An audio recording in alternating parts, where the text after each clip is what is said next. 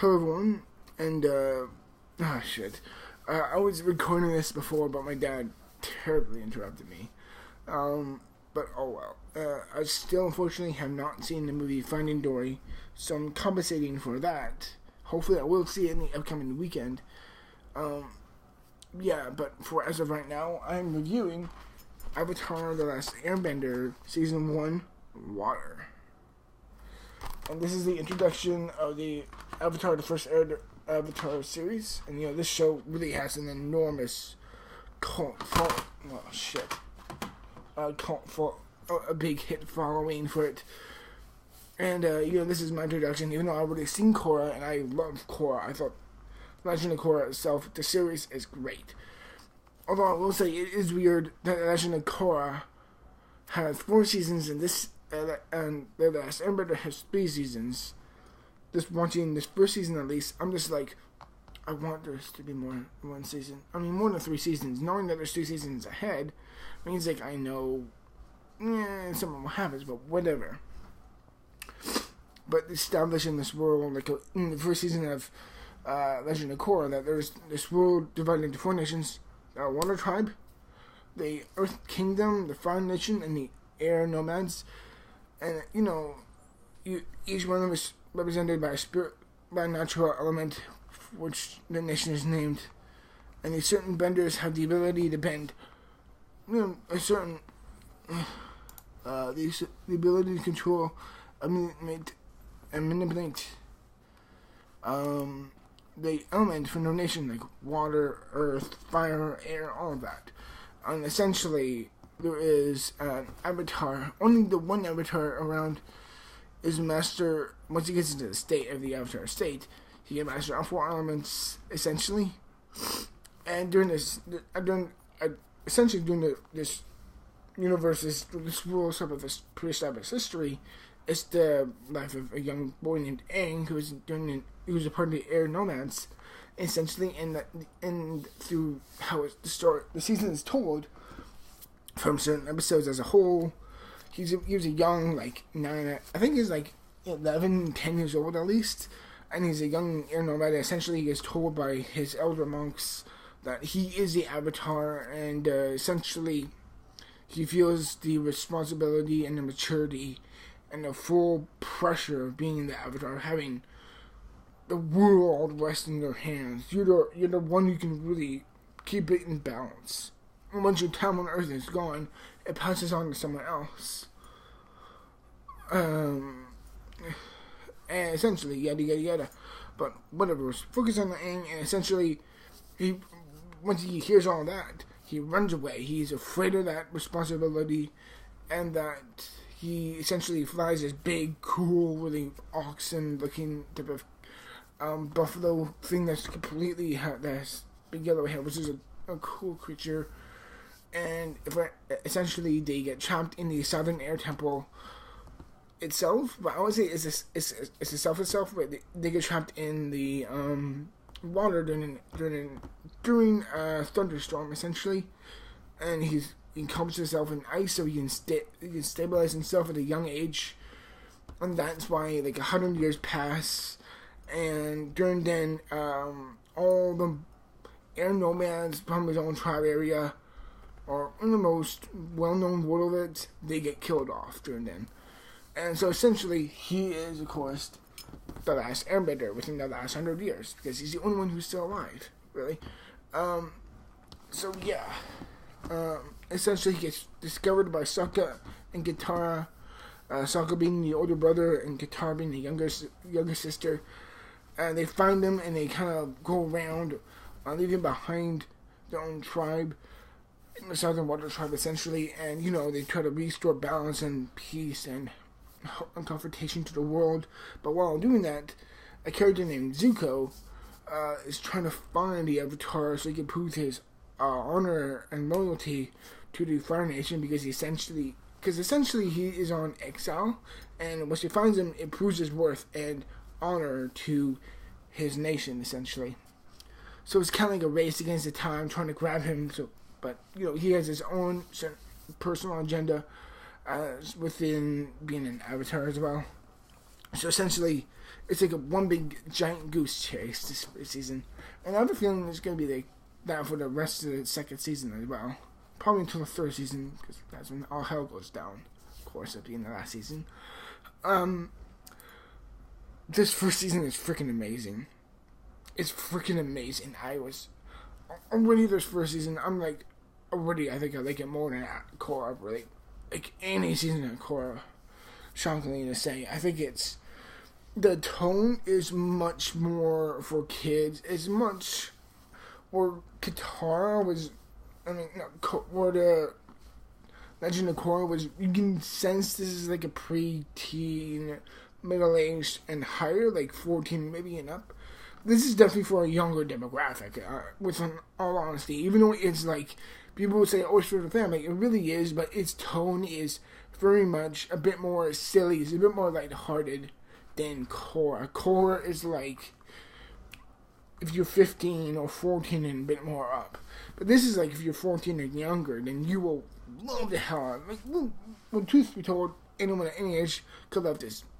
Someone like me, I am in my early 20s, 21 to be honest, for next month at least.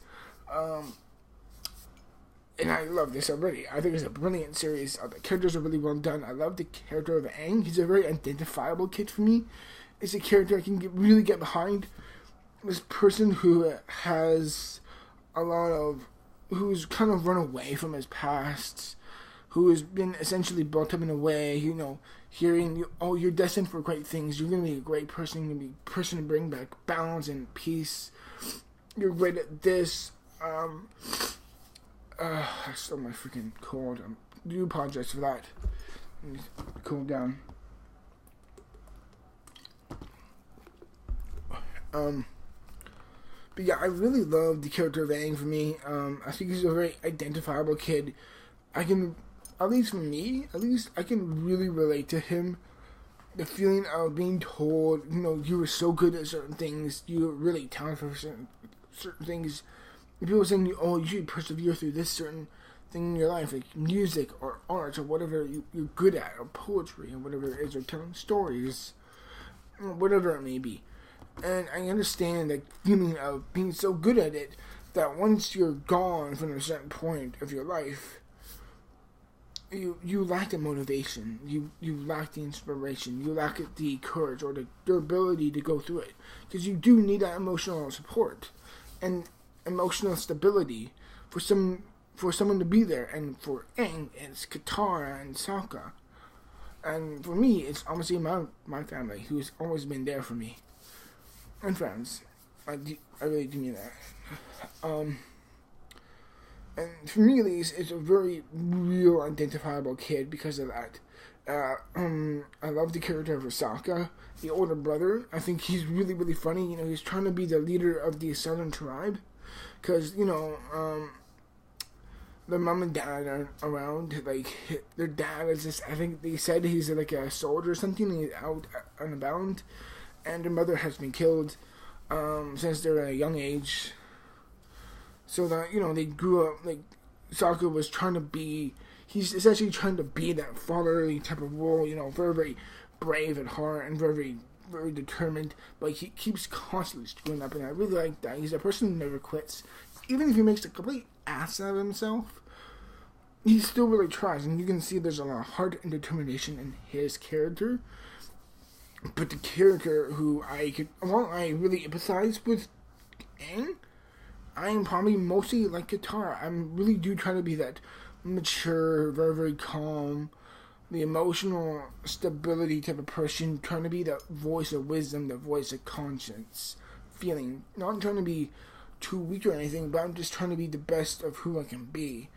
Just trying to be the best person I can be. And Katara is, in my opinion, a wonderful character because of that. She's very warm and very, very motherly, and she's always been there emotionally for Aang. Like, there's a point in this first season where he goes back and he finds out all the Airbenders were killed because of the Fire Nation, and he goes into the Avatar state, which is terrifying because it is scary when he gets to the Avatar state.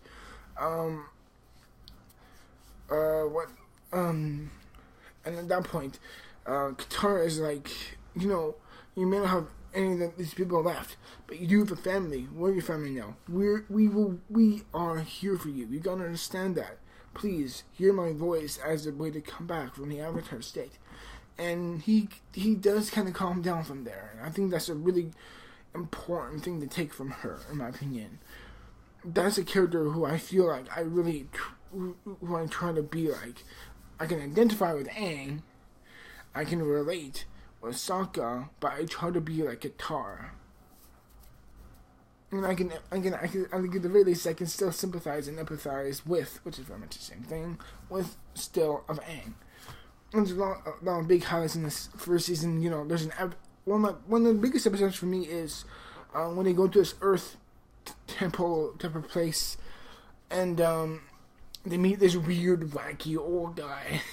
And he does many things for him, and the final last thing he has to do for him is this big mono type of battle with him, and kind of thinks he's like, oh, he's just a silly wacko old man. He takes off his clothes, well, most of his clothes, and he's like this really ripped old man, and he's like, alright, let's fight. And he just does a lot of earthbending type of stuff, and it's fantastic to watch. I love that. And another big moment from the first season for me was there was one season or one episode when Aang reveals to Katara the reason of his past and what's happened there, and the same thing with Zuko and how and same thing with Zuko, but it's being told by General Iroh, who I think is his uncle. I kind of forgot if Iroh was a great character too. He's really, even though he comes from a savage nation like the Water Nation. I mean, not the Water, the Fire Nation. He's still very, very warm-hearted, and he still really is that fun, bubbly, cool type of guy. That Zuko is very much fiery and focused and determined to take the Avatar and represent it back to his nation. He's like trying to restore his honor. I think they have great chemistry together, and I thought they were great characters as well.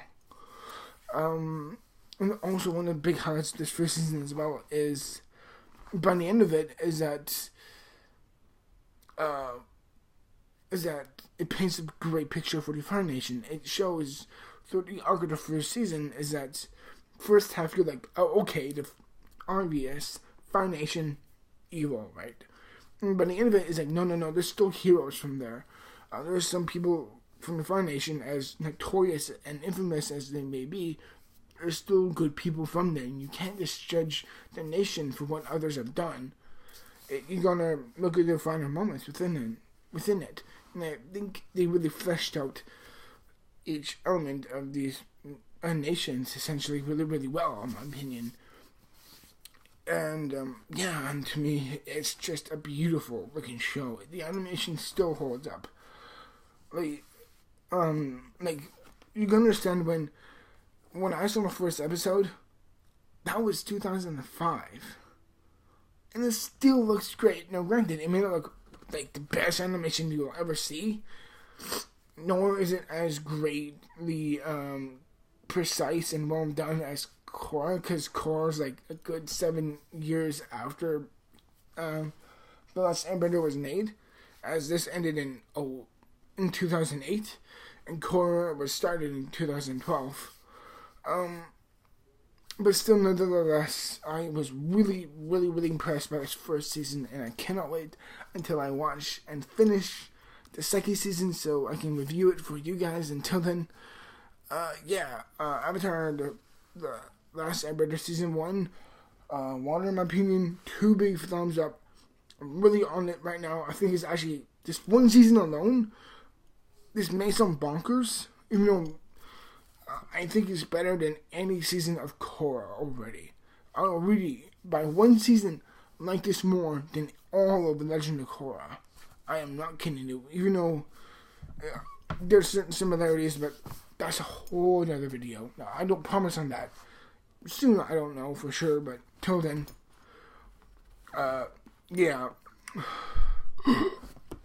excuse me. That's weird. But in the end, I think this is a great season in my opinion, and I cannot wait for season 2, everyone, and hopefully, well, I'll see you in the future. Until then, be water, my friends. Be water. Whatever that means.